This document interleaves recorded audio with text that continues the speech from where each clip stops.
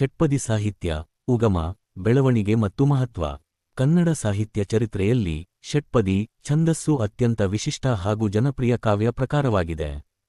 ಚಂಪೂ ಕಾವ್ಯದ ಕ್ಲಿಷ್ಟತೆ ಹಾಗೂ ವಿದ್ವತ್ ಪ್ರದರ್ಶನದಿಂದ ಬೇಸತ್ತಿದ್ದ ಕನ್ನಡ ಸಾಹಿತ್ಯ ಲೋಕಕ್ಕೆ ಜನಸಾಮಾನ್ಯರ ಆಡುಭಾಷೆಗೆ ಹತ್ತಿರವಾದ, ಸುಲಭವಾಗಿ ಹಾಡಬಹುದಾದ ಷಟ್ಪದಿಗಳು ಹೊಸ ಚೈತನ್ಯವನ್ನು ನೀಡಿದವು. 6 ಸಾಲುಗಳ ಈ ಪದ್ಯರಚನೆ ಕನ್ನಡದ ದೇಶಿ ಕಾವ್ಯ ಪರಂಪರೆಯ ಮುಕುಟಮಣಿಯಾಗಿದೆ. ಷಟ್ಪದಿ ಸಾಹಿತ್ಯದ ಉಗಮ, ಅದರ ವೈವಿಧ್ಯಮಯ ಬೆಳವಣಿಗೆ ಹಾಗೂ ಕನ್ನಡ ಸಾಹಿತ್ಯ ಲೋಕದಲ್ಲಿ ಅದರ ಮಹತ್ವವನ್ನು ಕುರಿತ ಸುದೀರ್ಘ ವಿಮರ್ಶಾತ್ಮಕ ಲೇಖನ ಇಲ್ಲಿದೆ.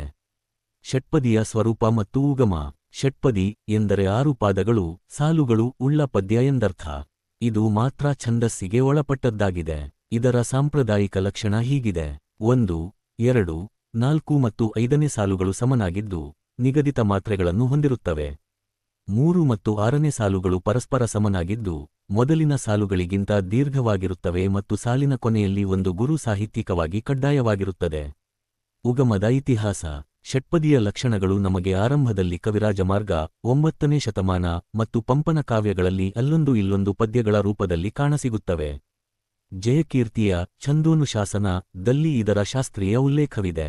ಆದರೆ ಷಟ್ಪದಿಯನ್ನು ಕೇವಲ ಒಂದು ಬಿಡಿ ಪದ್ಯದ ಸಾಲಿನಿಂದ ಮುಕ್ತಗೊಳಿಸಿ ಇಡೀ ಮಹಾಕಾವ್ಯವನ್ನೇ ಷಟ್ಪದಿಯಲ್ಲಿ ರಚಿಸಬಹುದೆಂದು ತೋರಿಸಿಕೊಟ್ಟ ಕೀರ್ತಿ 12ನೇ ಶತಮಾನದ ಕೊನೆಯಲ್ಲಿದ್ದ ರಾಘವಾಂಕನಿಗೆ ನಕ್ಷತ್ರಚಿಹ್ನೆ ಸಲ್ಲುತ್ತದೆ. ಹಾಗಾಗಿ ರಾಘವಾಂಕನನ್ನು ಷಟ್ಪದಿ ಬ್ರಹ್ಮ ಎಂದು ಕರೆಯಲಾಗುತ್ತದೆ. 2. ಷಟ್ಪದಿಯ 6 ಪ್ರಕಾರಗಳು. ಕನ್ನಡದಲ್ಲಿ ಪ್ರಮುಖವಾಗಿ 6 ರೀತಿಯ ಷಟ್ಪದಿಗಳನ್ನು ಬಳಸಲಾಗಿದೆ.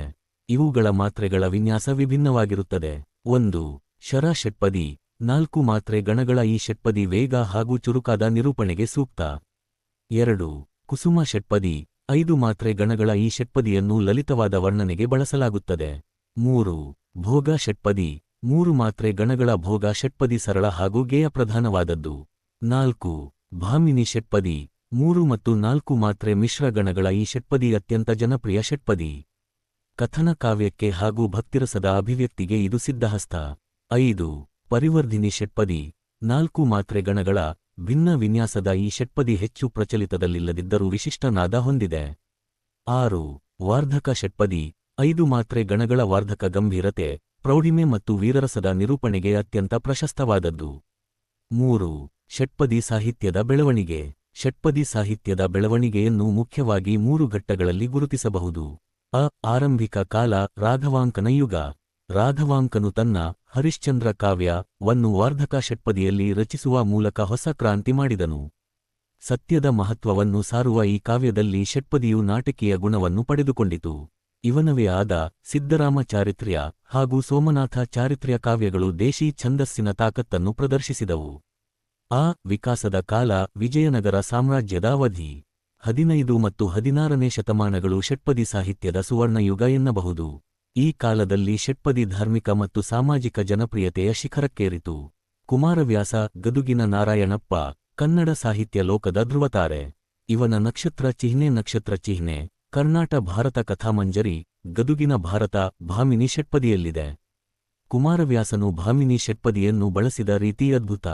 ಭಕ್ತಿ, ವೀರ, ರೌದ್ರ ರಸಗಳನ್ನು ಆತ ಈ ಛಂದಸ್ಸಿನಲ್ಲಿ ಆವಾಹಿಸಿದ ರೀತಿ ಅನನ್ಯ. ವೀರ ನಾರಾಯಣನೆ ಕವಿ, ಲಿಪಿಕಾರ ಕುಮಾರವ್ಯಾಸ ಎನ್ನುತ್ತಾ ಆತ ಸೃಷ್ಟಿಸಿದ ರೂಪಕಗಳು ಮತ್ತು ಷಟ್ಪದಿಯ ನಾದ ಇಂದಿಗೂ ಕನ್ನಡಿಗರ ನಾಲಿಗೆಯ ಮೇಲಿವೆ. ಲಕ್ಷ್ಮೀಶ.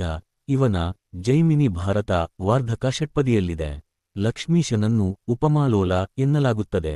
ವಾರ್ಧಕ ಷಟ್ಪದಿಗೆ ಇವನು ನೀಡಿದ ಲಾಲಿತ್ಯ ಮತ್ತು ನಾದಮಾಧುರ್ಯ ಅತ್ಯುನ್ನತವಾದದ್ದು. ಚಾಮರಸ. ಅಲ್ಲಮಪ್ರಭುವಿನ ಜೀವನವನ್ನು ಆಧರಿಸಿದ ಪ್ರಭುಲಿಂಗಲೀಲೆ ಯನ್ನು ಭಾಮಿನಿ ಷಟ್ಪದಿಯಲ್ಲಿ ರಚಿಸಿ ಆಧ್ಯಾತ್ಮಿಕ ವಿಚಾರಗಳನ್ನು ಅತ್ಯಂತ ಸರಳವಾಗಿ ಜನರಿಗೆ ತಲುಪಿಸಿದನು. ಈ ನಂತರದ ಕಾಲ ಹಾಗೂ ಆಧುನಿಕ ಯುಗ. ವಿಜಯನಗರದ ಪತನದ ನಂತರವೂ ತೊರವೆ ನಾರಾಯಣ ಕವಿಯ ತೊರವೆ ರಾಮಾಯಣ, ವಿರೂಪಾಕ್ಷ ಪಂಡಿತನ ಚೆನ್ನಬಸವ ಪುರಾಣ ಮುಂತಾದ ಕೃತಿಗಳು ಷಟ್ಪದಿಯ ಪರಂಪರೆಯನ್ನು ಮುಂದುವರಿಸಿದವು. ಆಧುನಿಕ ಕಾಲದಲ್ಲಿಯೂ ಎಂ. ಶ್ರೀ ಕುವೆಂಪು ಸೇರಿದಂತೆ ಅನೇಕ ಕವಿಗಳು ತಮ್ಮ ಭಾವಗೀತೆ ಹಾಗೂ ನಾಟಕಗಳಲ್ಲಿ ಷಟ್ಪದಿಯ ಲಯವನ್ನು ಬಳಸಿಕೊಂಡಿದ್ದಾರೆ. 4. ವಿಮರ್ಶಾತ್ಮಕ ಮಹತ್ವ. ಷಟ್ಪದಿ ಸಾಹಿತ್ಯ ಕೇವಲ ಒಂದು ಛಂದಸ್ಸಿನ ಬದಲಾವಣೆಯಾಗಿರಲಿಲ್ಲ, ಅದೊಂದು ಸಾಂಸ್ಕೃತಿಕ ಆಂದೋಲನವಾಗಿತ್ತು. ಅದರ ಮಹತ್ವವನ್ನು ಈ ಕೆಳಗಿನಂತೆ ವಿಶ್ಲೇಷಿಸಬಹುದು. ಪ್ರಜಾಪ್ರಭುತ್ವೀಕರಣ. ಚಂಪೂ ಕಾವ್ಯಗಳು ರಾಜಾಶ್ರಯದಲ್ಲಿ ಕೇವಲ ಪಂಡಿತರ ಸಭೆಗಳಿಗೆ ಸೀಮಿತವಾಗಿದ್ದವು. ಆದರೆ ಷಟ್ಪದಿ ಕಾವ್ಯಗಳು ಜನಸಾಮಾನ್ಯರ ಆಡುಭಾಷೆಯನ್ನು ಬಳಸಿದ್ದರಿಂದ ಸಾಹಿತ್ಯವು ಅರಮನೆಯಿಂದ ಗುರುಮನೆಗೆ, ಜನಸಾಮಾನ್ಯರ ಜಗಲಿಗೆ ಬಂದು ತಲುಪಿತು. ಗೇಯತೆ ಮತ್ತು ಶ್ರವಣ ಸುಖ, ಷಟ್ಪದಿಗಳು ಹಾಡಲು ಅತ್ಯಂತ ಸುಲಭವಾದವುಗಳು. ಗಮಕ ಕಲೆ, ಕಾವ್ಯ ವಾಚನ ಬೆಳೆಯಲು ಷಟ್ಪದಿ ಸಾಹಿತ್ಯವೇ ಮುಖ್ಯ ಕಾರಣ.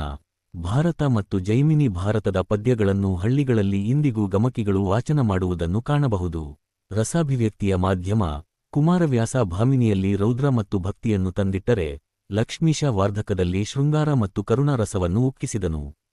ಕಥೆಯನ್ನು ವೇಗವಾಗಿ ಮುನ್ನಡೆಸಲು ಷಟ್ಪದಿಯ 3 ಮತ್ತು 6ನೇ ಸಾಲುಗಳು ಲಿಂಕ್ಗಳಂತೆ ಕೆಲಸ ಮಾಡುತ್ತವೆ. ಸಂಸ್ಕೃತಿಯ ವಾಹಕ, ಪುರಾಣ ಕಥೆಗಳಾದ ರಾಮಾಯಣ, ಮಹಾಭಾರತ ಹಾಗೂ ಶಿವಶರಣರ ಚರಿತ್ರೆಗಳನ್ನು ಜನಮನದಲ್ಲಿ ಅಚ್ಚೊತ್ತುವಂತೆ ಮಾಡಲು ಷಟ್ಪದಿ ಸಾಹಿತ್ಯ ಯಶಸ್ವಿಯಾಯಿತು. ಕನ್ನಡ ಸಮಾಜದ ನೈತಿಕ ಹಾಗೂ ಸಾಂಸ್ಕೃತಿಕ ಬೆಳವಣಿಗೆಗೆ ಇದು ಭದ್ರ ಬುನಾದಿ ಹಾಕಿತು. ಉಪಸಂಹಾರ: ಸಾರಾಂಶವಾಗಿ ಹೇಳುವುದಾದರೆ, ಷಟ್ಪದಿ ಸಾಹಿತ್ಯವು ಕನ್ನಡ ಸಾಹಿತ್ಯದ ದೇಶಿ ಪ್ರಜ್ಞೆಯ ಹೆಮ್ಮೆಯ ಸಂಕೇತವಾಗಿದೆ. ರಾಘವಾಂಕನಿಂದ ಮೊಳಕೆಯೊಡೆದು, ಕುಮಾರವ್ಯಾಸ ಲಕ್ಷ್ಮೀಶರ ಕೈಯಲ್ಲಿ ಹೆಮ್ಮರವಾಗಿ ಬೆಳೆದ ಷಟ್ಪದಿ ಛಂದಸ್ಸು, ಕನ್ನಡ ಕಾವ್ಯಕ್ಕೆ ಗಾಂಭೀರ್ಯ ಮತ್ತು ಮಾಧುರ್ಯ ಎರಡನ್ನೂ ಏಕಕಾಲದಲ್ಲೇ ತಂದುಕೊಟ್ಟಿತು. ಭಾಷೆಯ ಗಡಿಕಟ್ಟನ್ನು ಮೀರಿ, ಜನಸಾಮಾನ್ಯರ ಹೃದಯವನ್ನು ಗೆದ್ದ ಷಟ್ಪದಿ ಸಾಹಿತ್ಯವು ಕನ್ನಡ ಸಾಹಿತ್ಯ ಚರಿತ್ರೆಯ ಸುವರ್ಣ ಅಧ್ಯಾಯವಾಗಿ ಶಾಶ್ವತವಾಗಿ ಉಳಿಯುತ್ತದೆ.